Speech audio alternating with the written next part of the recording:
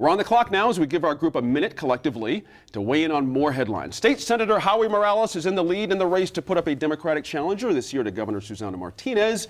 After party delegates voted in the pre-primary, Mr. Morales ended up with about 29%, followed by Alan Weber and Lawrence Real. Linda Lopez, Gary King failed to gain at least 20% of the votes. Some say the two should drop out of the race, but Mr. King has enough petitions certainly to enter the ballot, and Ms. Lopez is determined to get more. Let me start with Laura on this one. A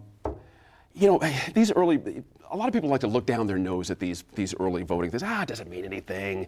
The people who win these things don't even have to do anything to get voted. Does it mean anything for Howie Morales? What can he do with this? It does. Okay. To me, it means a lot. Actually, in a five-way race, to have somebody come in at almost 30% is kind of a runaway with the convention, and especially for somebody. I mean, going into it, I thought he was at the end. Mm-hmm. Clearly, he got enough. I mean, it shows that he has enough of an organization, enough support to rally the 1,500 people that are there to 30% of which voted for him. That's a huge thing. Sure. Does it also mean raising money is easier? Money, I think, is the significant part. Okay. I would actually disagree that 29% to 22%, that's not a runaway. Well, I mean, if you knew the details of how it goes into it. To put it in context, we're talking about 1,200 to 1,400 delegate votes.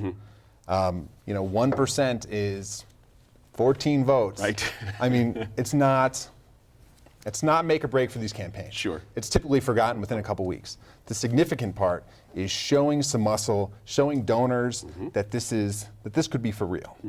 I'm going to hold you there. I'm going to hold these guys up. A little time tight on the clock. Javier Gonzalez, the new mayor of Santa Fe, said his grassroots campaign helped him win the race. Mr. Gonzalez, however, had large contributions from two political action committees, which prompted his opponent to question his grassroots campaign tactics.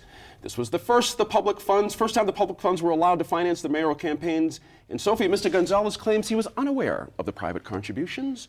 That's okay, we'll take him at his word, but does that controversy taint the victory at all? I'm not sure that it does. Okay. I think that he has an opportunity now to prove himself as the mayor, and that is going to be what's going to matter long term for the Santa Fe voters. I think that what we do see, though, is even in a very progressive community, the impact that corporate and union dollars can have under Citizens United really undercuts the push for public financing, and that's a challenge that's going to have to be Interesting addressed. point there, Tom, about the long-term effects of this, or is it going to be forgotten the next cycle? Just start fresh. Well, it all depends on what happens in the first 100 days. Right. 43%, to talk about percentages and three-way race and stuff, is not a mandate. Right. And there are some fences that not just need to be mended, they need to be rebuilt. Yeah. And so the new mayor has a lot of work ahead of him. That was a hot race, wasn't it? I mean, I heard an interview with Patty Bushy back in the day.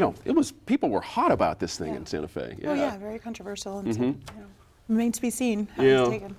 He's our first openly gay mayor here in New Mexico. Do I have that right? The significance of that, Jim? What do you think? I think that is significant. Yeah. I mean, just look at how much change we've seen in New Mexico with regard to gay rights issues just in the last year. Yeah. To add this one to the list, I think is really significant. It's it's a milestone. He's been at this table. He's an interesting cat. Let's see how he does. Thank you all for being here. Great Friday night. More on the web. We'll see you there. As always, all of us here at New Mexico in Focus appreciate your time and your effort to stay informed and engaged. Catch up with us anytime on social media by searching New Mexico in Focus. And you can find archived interviews and bonus material from our show on our YouTube channel and at newmexicoinfocus.org. I'm Gene Grant. We'll see you next week in Focus.